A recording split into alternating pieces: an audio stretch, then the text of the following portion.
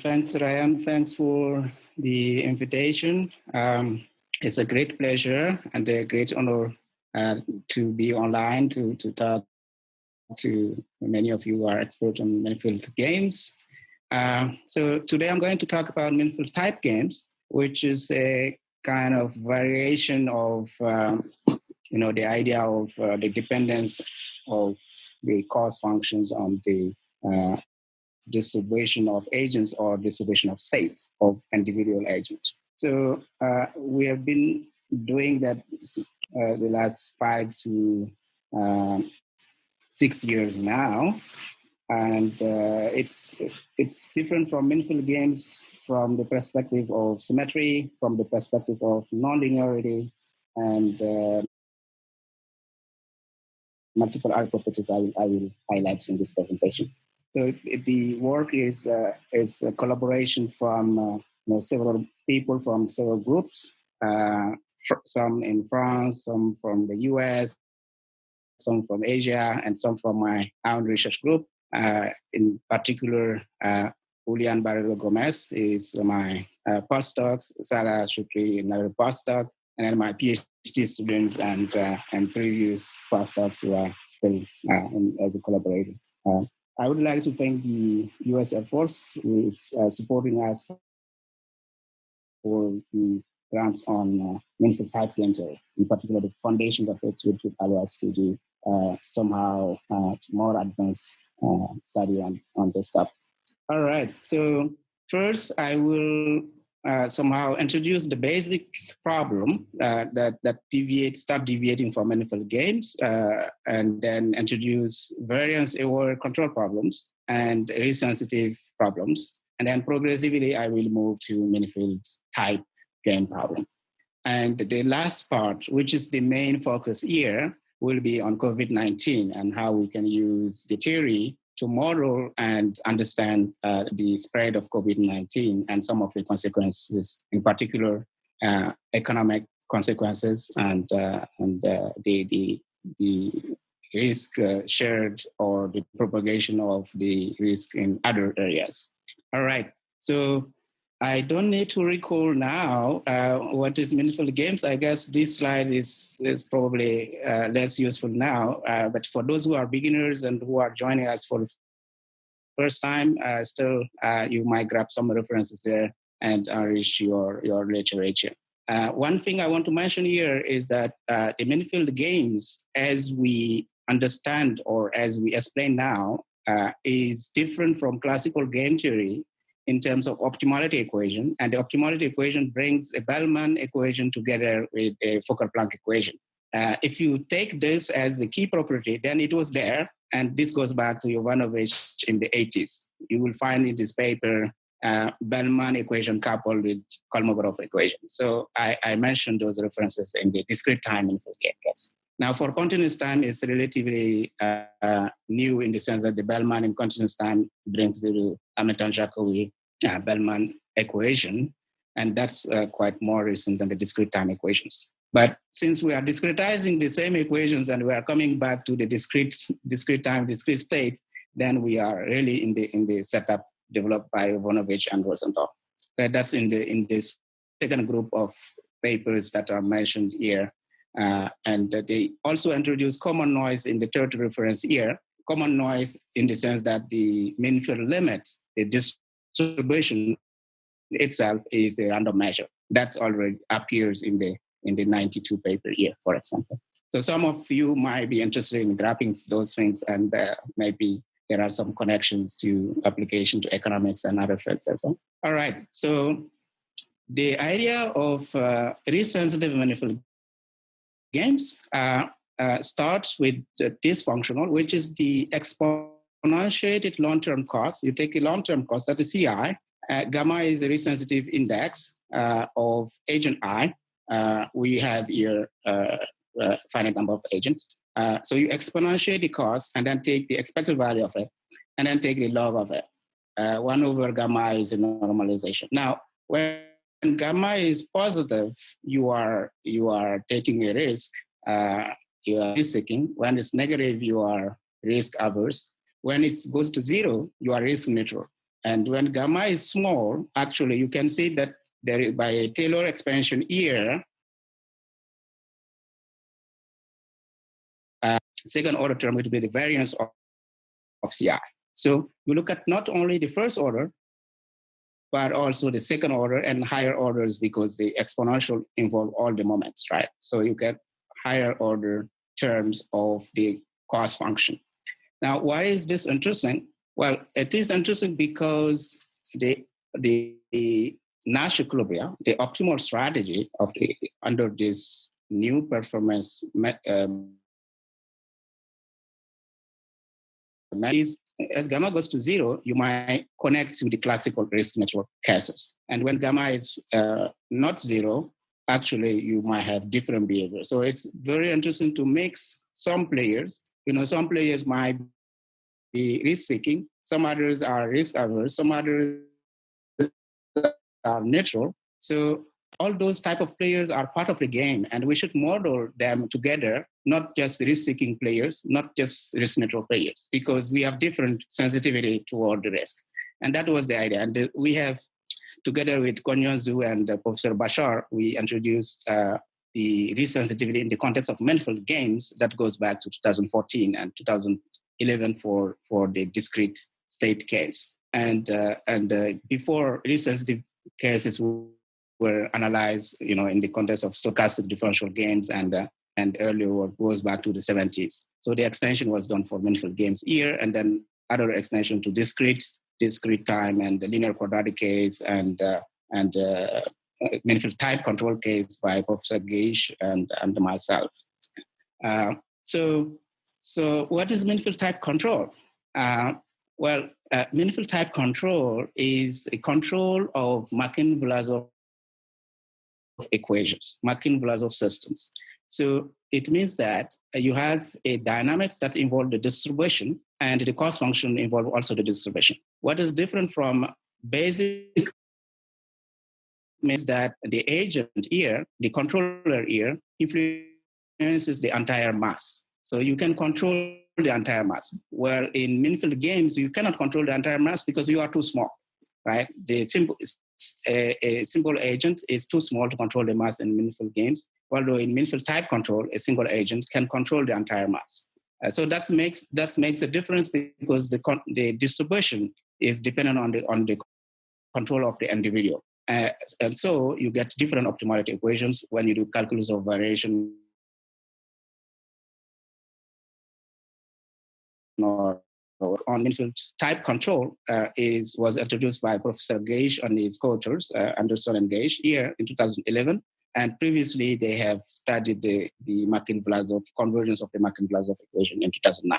Now, what they have done was function of the moment, so people extended to include the entire distribution later on in the subsequent references or so. So this is a huge, literature, and it's somehow giving social costs. When you optimize social cost in meaningful games, you start moving to this direction. That's the connection with meaningful games to meaningful control. Now, we started from here for meaningful type control and extended to more than one agent, means more than one controller. So that's when the controllers are optimized. So the meaningful type game is here, and so this is for more than two controllers. Now, when you look at the problem, you realize that actually there are some connections between classical game theory and meaningful type game theory, because you can get the classical game theory by just removing the distribution in the cost function. So this first group of references is about meaningful type control and their control of Markin-Vlasov. And then the second group of papers you see here are about meaningful type games. And so different methods have been developed. First group is about maximum principle, Pontryagin maximum principle, calculus of variations. Second group is about dynamic programming, Bellman equations, Bellman principles. And the third group is about direct method. It means you do calculus of variation, but you add a verification method on it, and then you do identification. So it's direct in the sense that there is no PDE to solve. You just check the optimality directly. And then other group of method that we tried that we use polynomial chaos expansion, linear chaos expansion, and so on. So there are a bunch of techniques that have been developed to solve this. But actually, when you do the numerics, you actually need another step in those methods, in at least many of them. So let me briefly explain our main motivation to use this theory for in the context of engineering, because many engineering systems are somehow involve some uncertainties, so they are stochastic. For example, in power systems, we had a couple of presentations applying power systems here. In power systems, demand right now demand is a huge problem in many countries. We are getting outage. We are getting some blackout in some part of the world. So power systems, and we want to reduce the risk of getting, for example, disconnected. And then traffic systems and transportation systems, we have uncertainty about demand, number of vehicles, uncertainty about the incidence over the road. We do have uncertainty in social networks on the number of followers, on the noise, on the fake news, and so on, how it propagates, and uncertainty in blockchains with application to cryptocurrencies,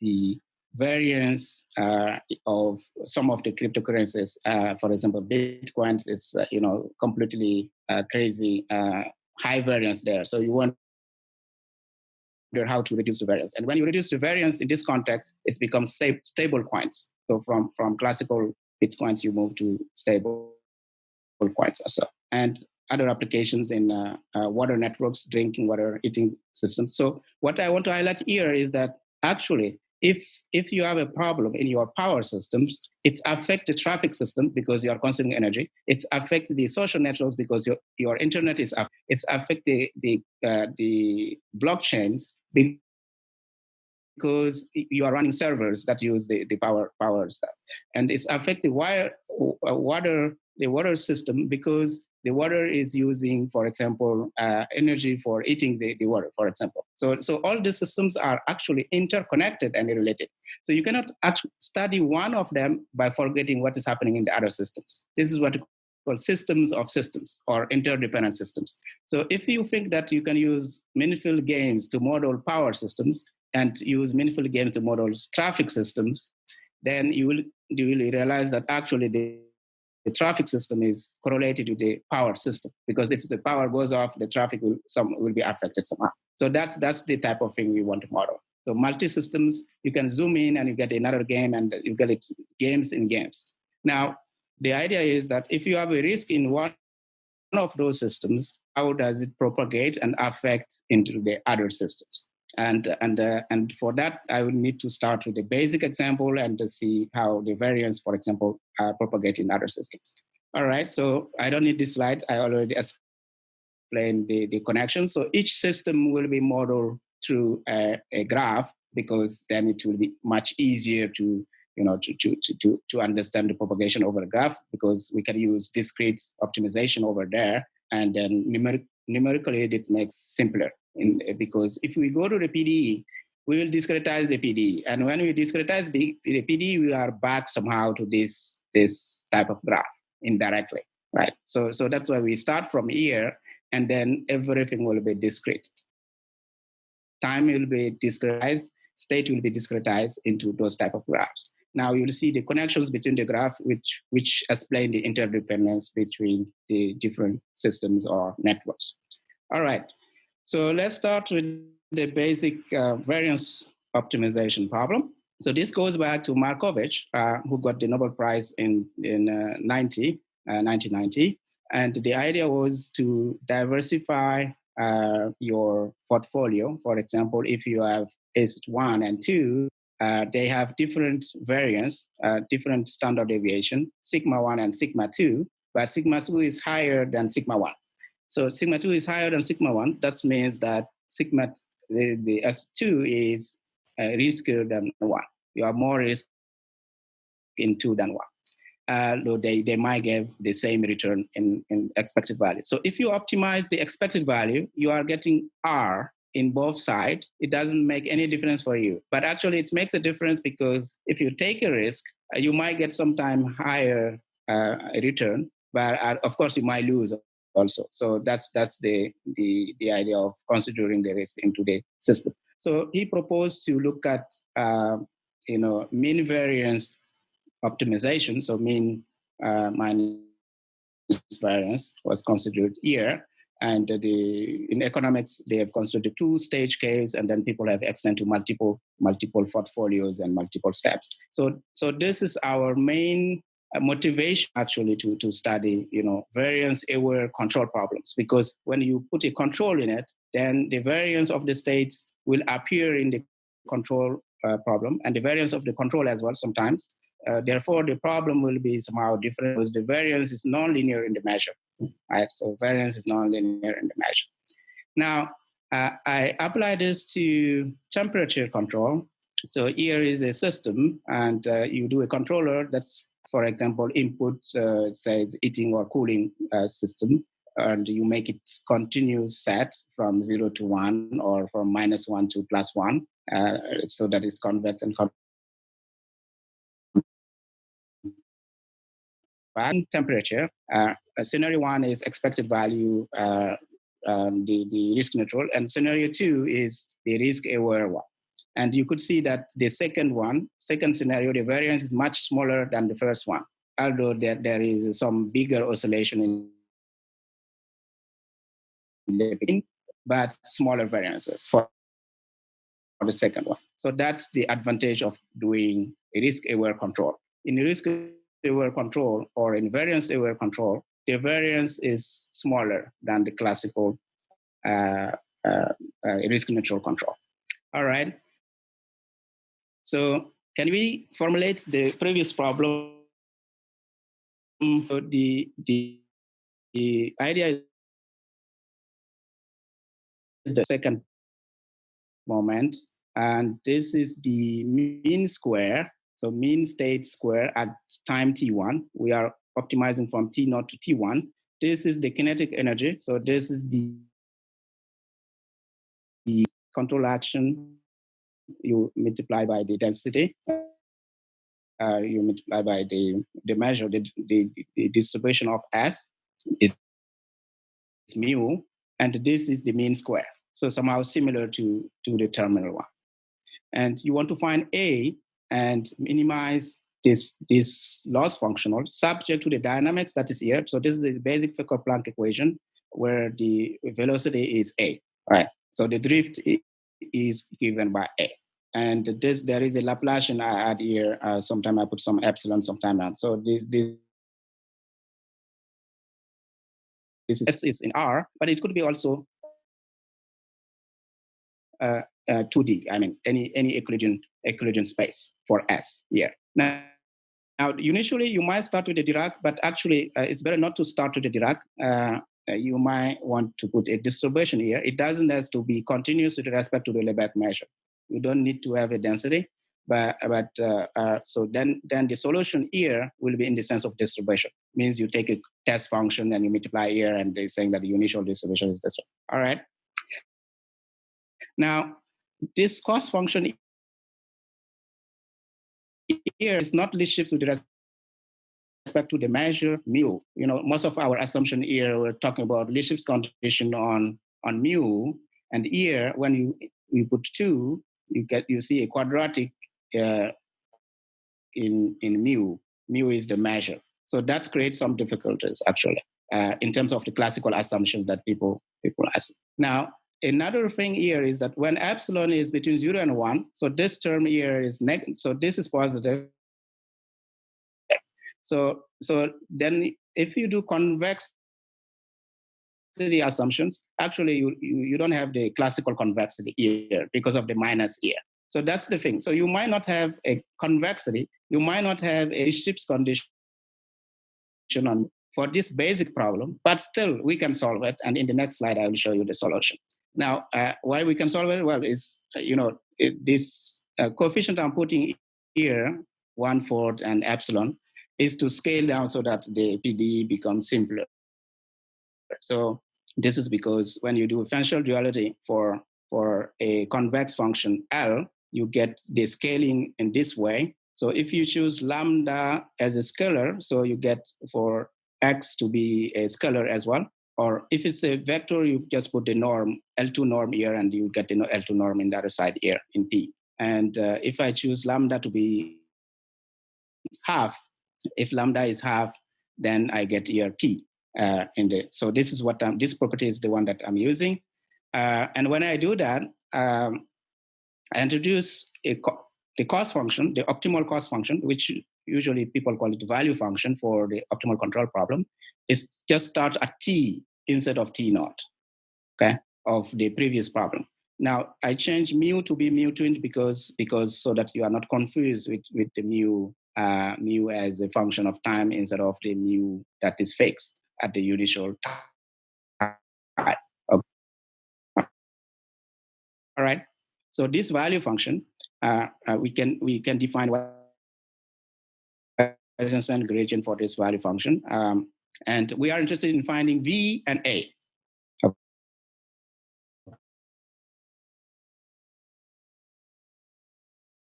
Okay. A is, and the terminal value function is given here from the terminal cost function, and the optimal control is given here, where V mu is the Weissenstein gradient. So we have the optimal control explicitly. Well, explicitly, we need to find this V, and V solve this equation. Now, you can start, if you want to solve this system, we propose this form because it was quadratic in mu. So we take the same shape as what appears in the cost function. So alpha is a function of time, a scalar function of time. Beta is another scalar function of time, and delta another scalar function of time.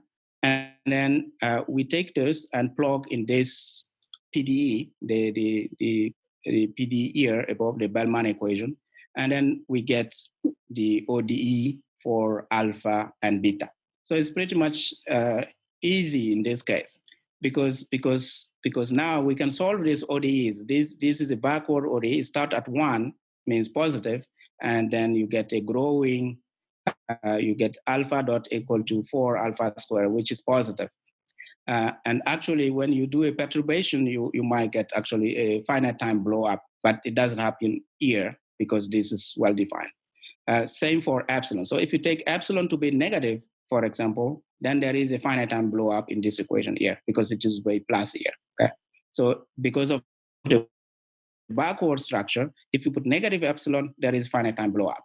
Okay, in this simple equation, you get a finite time blow up. And it appears here because you get non-convexity structure that appears here. But still, we can solve this equation. So here I say semi-explicit because I didn't solve the ODE.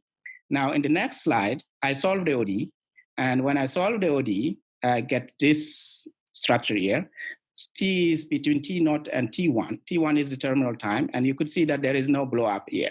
You could see that there is no blow up in alpha, no blow up in beta either because epsilon is positive, right? So there is no blow up in alpha, no blow up in beta, and delta is just integration. When you integrate, you get this function here, the log here, which is well defined as well, positive, positive, so there is no issue here. So there is no singularity in this case, although it's not convex and although it's not Lipschitz. So which is interesting because it's very basic and it tells you maybe a way to go beyond the non-convexity and non-Lipschitz or type of things. Now, so we get alpha and beta, so we can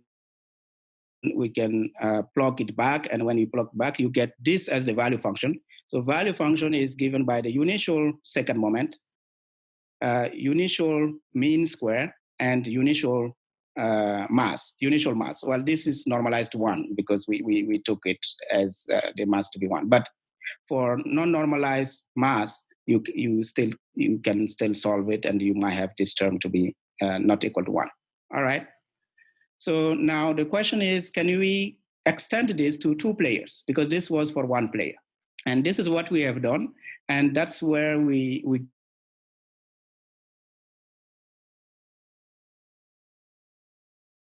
1 and player 2, and player I is optimizing this cost function where I change epsilon to be epsilon I so that I don't move that far. All right. So epsilon I. So there are two epsilons, epsilon 1 and epsilon 2. They are in this interval. And epsilon I here and epsilon I here. The Fokker-Planck is modified so that we put the choice of both players, A1 and A2. And when you change this to epsilon, actually the game is not a potential game. The previous one was a potential game because we had one player. It's a team problem. This one is not an exact potential game, but still we can solve it. And potential game is not a potential game in the sense of horizontal and Mondrian and Shapley. Okay. So again, we want to find a value function and we want to find the optimal control. We'll use the same techniques, same procedure, and the value function will solve now a system of Bellman equation, I and minus I, because we have, so if I is 1, the minus I will be 2, and then the Weizenstein gradients appear, and because of this term and this term are related to covariance if you put them together, and the mean square, the mean of the gradient square. Okay, so because of the square here, you get in non-linearity in mu. Linear in mu, and this one is non-linear in mu. So the red ones are the one that creates difficulties and the one that brings novelty in this problem. Now, we can solve it, but now the alpha beta becomes alpha I, beta I, and delta I, right? And the ODE becomes now coupled in alpha, coupled in beta, and talking about it. You can do a separation between the alphas and the betas. And the reason we can do it is because of orthogonality between the random variables that appear here and here. You could put the variance term together and the mean square separately.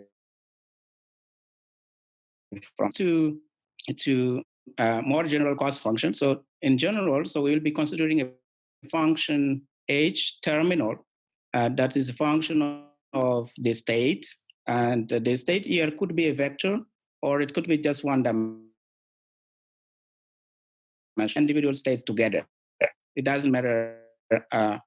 So you can include correlations, for example, between player state, not just correlation through individual noise, but correlation between the state themselves. Okay, so that's represented by Y or S, and the mu T1 is the distribution at time T1, and this is the HI terminal.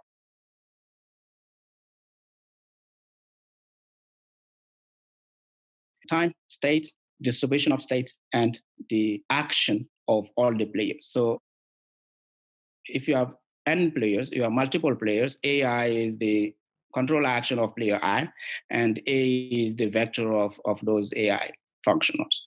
And then you put the AI here. Now, so this is the system we started recently, and we are interested in finding, again, the value function means now equilibrium payoff, equilibrium cost of I, or optimal strategy. So means the equilibrium strategy, AI, right, of this problem. So here, compared to the previous problem, so here you have a system in I because you have multiple players. So you need to solve this system to get the Nash equilibrium. The solution of this will be Nash equilibrium of minifield type, sometimes called minifield type equilibrium. All right.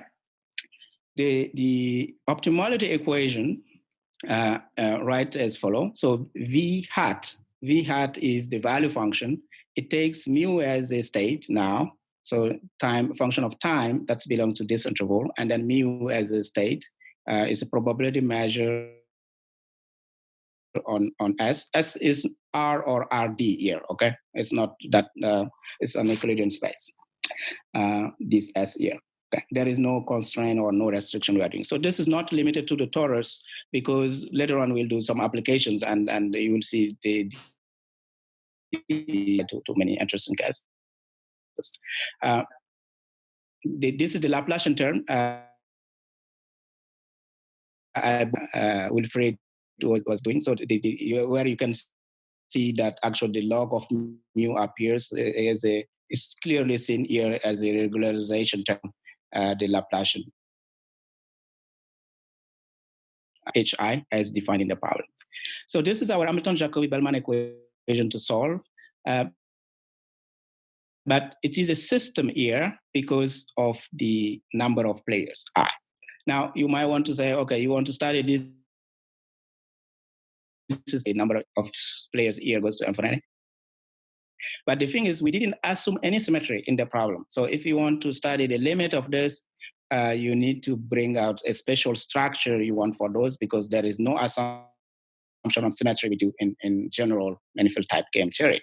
And we don't do the assumptions mainly because of the applications. The symmetry assumption is really very restrictive, because once you do the symmetry assumption, usually people look at symmetric equilibria and symmetric equilibrium payoff. And actually in game theory, we know that asymmetric equilibria, some of the asymmetric equilibria might be actually good ones. So you're gonna throw them away and concentrate on symmetric equilibria and best symmetric equilibria also. So that's the reason why we keep the asymmetric structure. You might, so if you are interested not in the Bellman system, but in the master equation, because now it becomes master system, master systems of equations, then you get this problem here. The master, the master, the value function is a function of mu only. So there is no s in the value function here, but there is s here. So there is the reason is that when everything is smooth, u can be obtained as you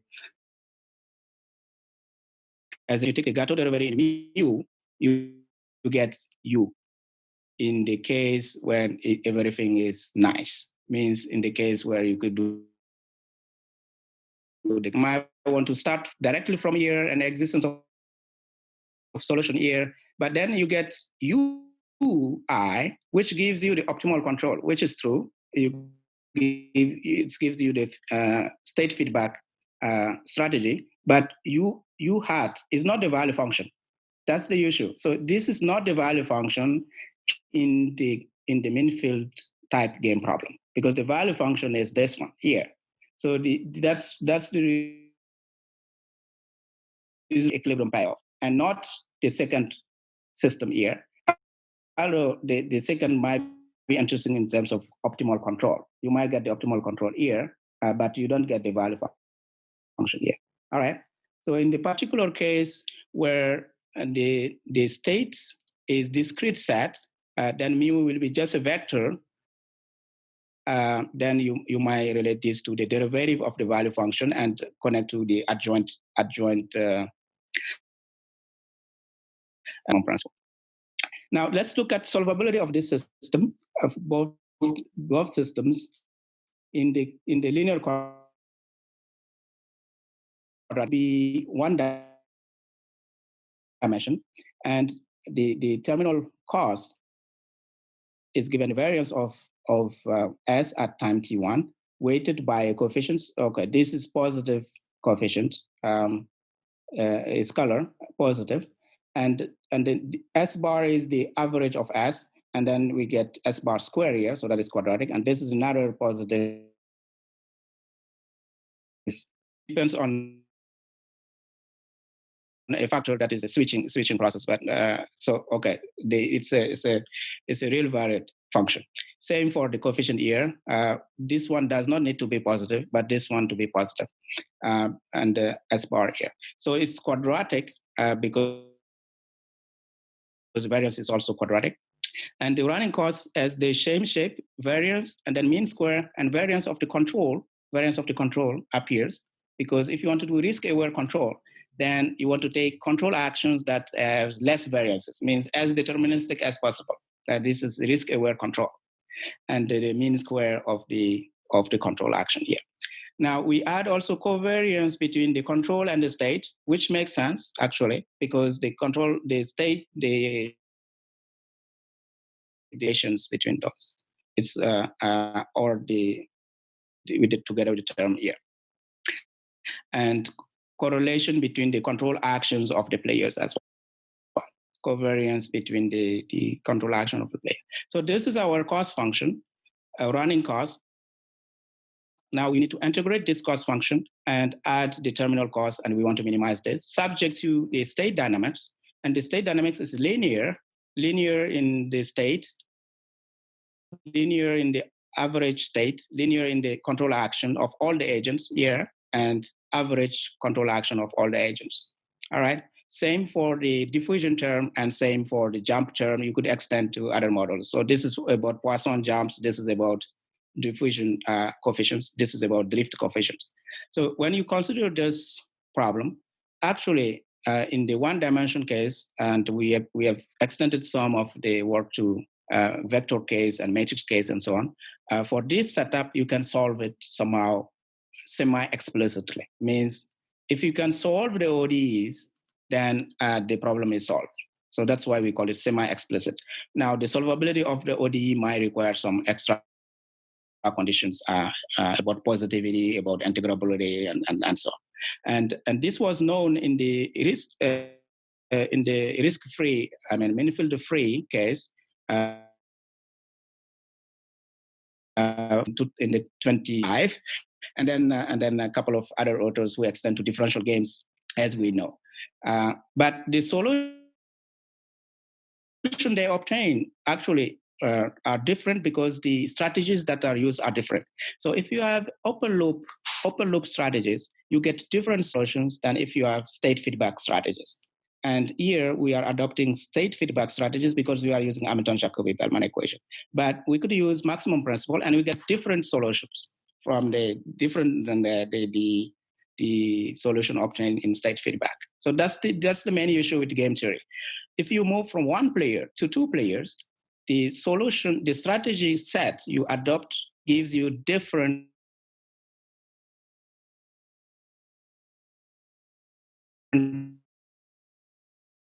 so that makes people say, okay, I work on this space or that space, but actually this space or that space brings you to different solutions.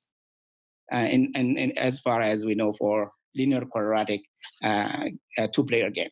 Now for state feedback, we have solved it, the linear quadratic setup, and there is a toolbox that we created in our website.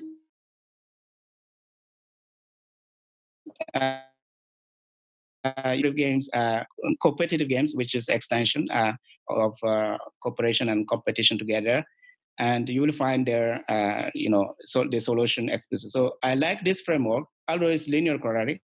It can solve it's relax some of the assumptions that are used in the literature, and you can check the solution. That's the good thing about it. You know the solution, you run your numerics, and you check.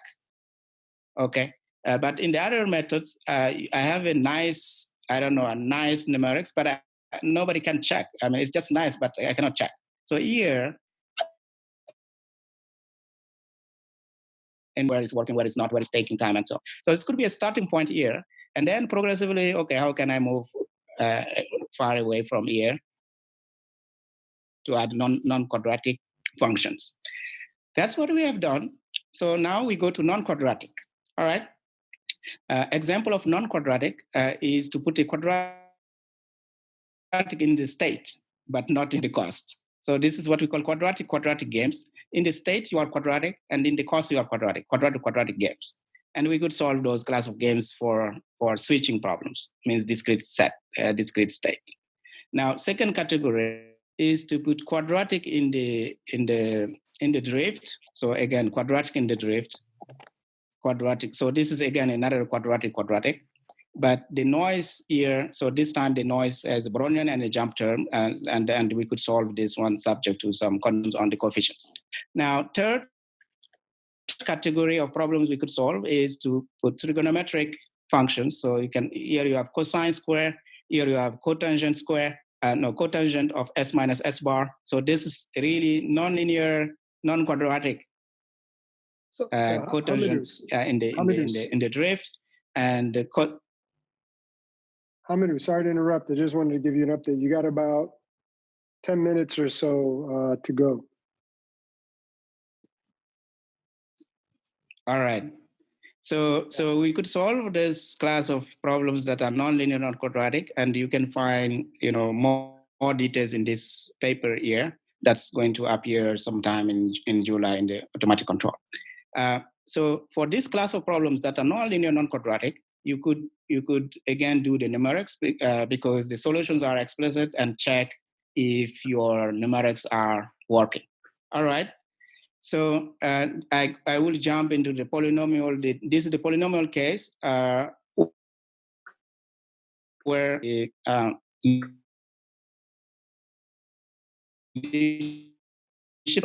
still it's not a Lipschitz function, but still you can do something. And in this case, we are able to solve it.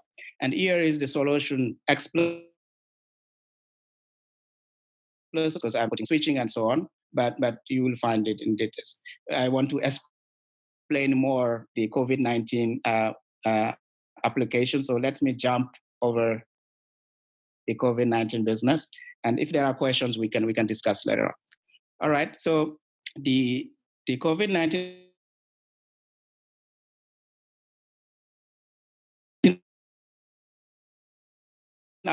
two main sectors. One is the pandemic itself, and the second is the economic. You have probably realized that actually these two branches are creating problems in the measures and so on.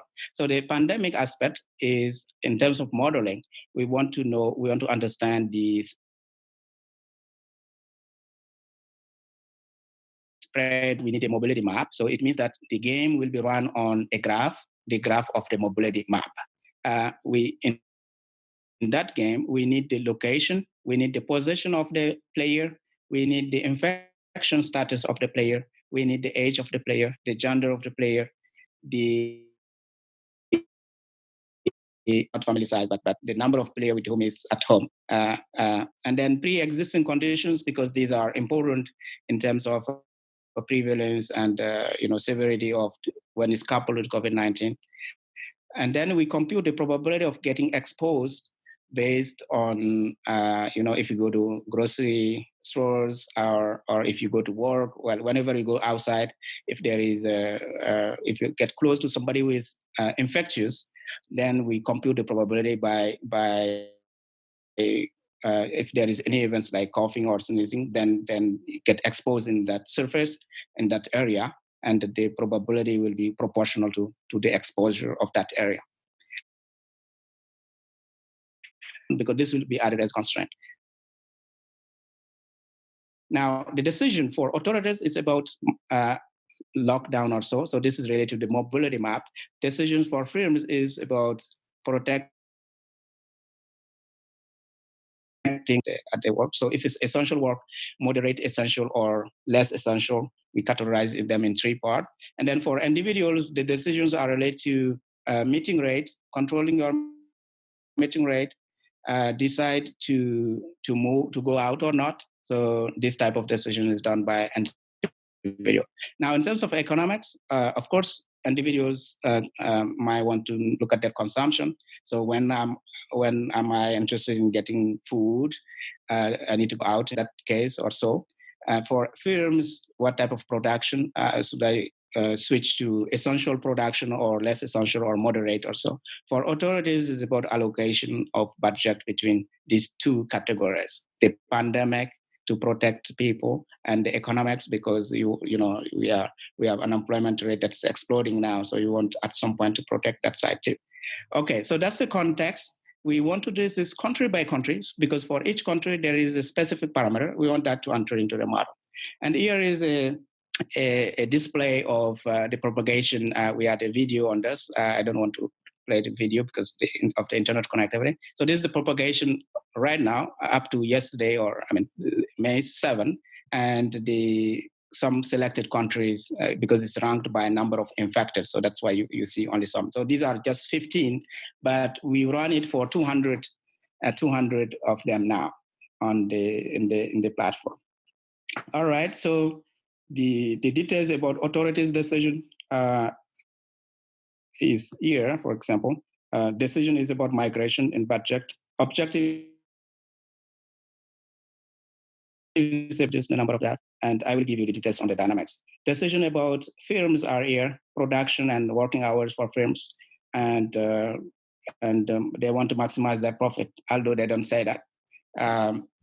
Okay, and then individuals want to maximize. Well, they want to reduce the risk of being infected, and of course, they want to look at their economic losses. Now, I consider only basic cost function, basic payoff. So this is the benefit when you work. This is the benefit when you go outside and get food. This is the cost function. And from pandemic perspective, so you want to maximize S. S means you probability of not being infected. S is successible. You want to maximize S. There is a variance there. The physical distancing. So you want to be far away from places where people are infected. Okay, physical distancing from X. So there is a certain bowl, and you count the number of people in that bowl, and you don't want to be there. Okay, this is V square is the velocity of that person. This is 2D. V is 2D, so that's why there is a norm here.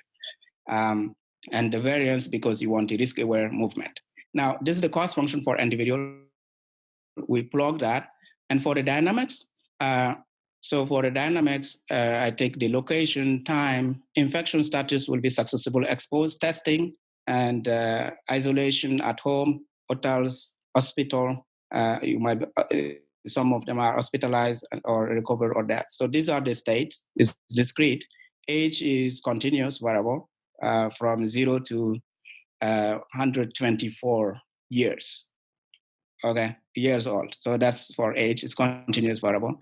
And C is for existing health conditions. So we put MT means mild condition, and then diabetes and so on.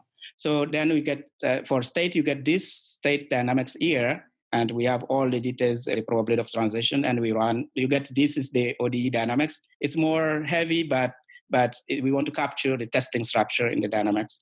And here are the details of the variable we use. This is the Kolmogorov equation that we use, and you can find the derivation in the paper by Ben Susan, Geish, Philip Yam, and myself to appear. And now the key thing is the interaction term, which is the probability of a successful person to meet somebody who is infectious. Because if you are not meeting people who are infectious, you are fine. So you consider the infectious. And here, infectious means the person has the virus, but it was not tested, or is really sick, but not tested, or he was tested positive, or he was at home, positive at home, tested positive at home, tested positive at point of care, or tested positive and at hotel, because some of them went to hotel, and hospitalized. So these are the infectious states, and they appear here. You need to consider them. And for beta, we need to add some interaction term. And right now, we are just counting over a ball. So the L2 distance.